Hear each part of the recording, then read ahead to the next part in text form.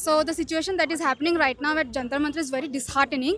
Seeing the clips of the people, what has happened to the people on the 20th of July is very disheartening. The students, the kids, the disabled people who are present there, the police that treated them in such a brutal way, kids beaten, the head broken, and the way police are molesting women out there.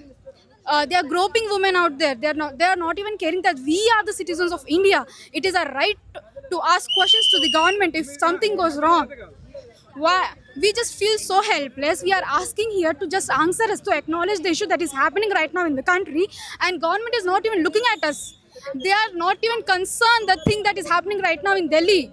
I've seen many videos on social media, the kind of the people how they're treated there, and I literally thank all the people from all over India who are supporting people there by sending parcels, food parcels, and all this stuff.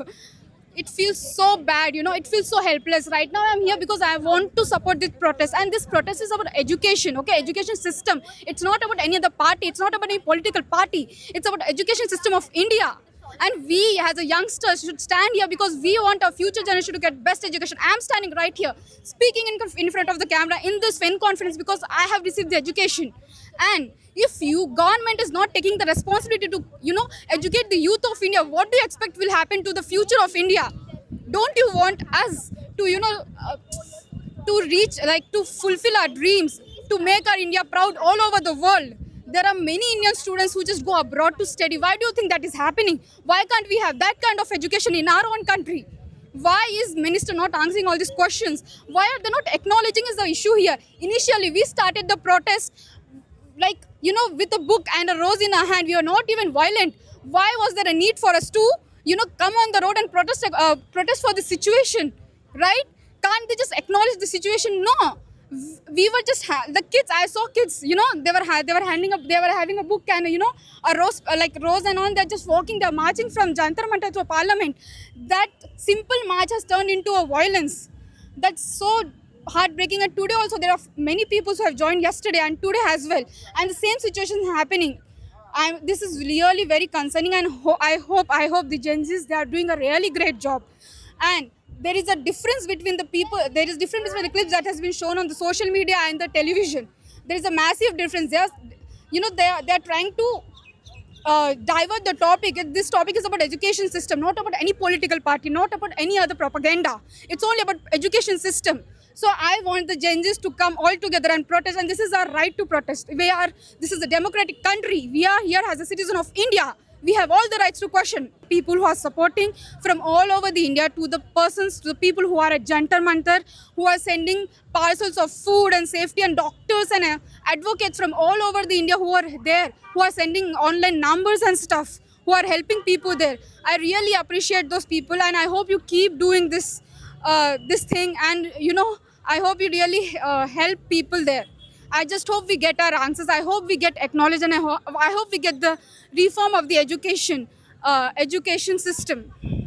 And also they are saying, this has happened in the past, so why do you care now? Because we were not there in the past. We were kids, we were not this young, we didn't have this voice to speak. Right now there is the internet. Right now we have knowledge about the things that is happening in our country. So why can't we speak now?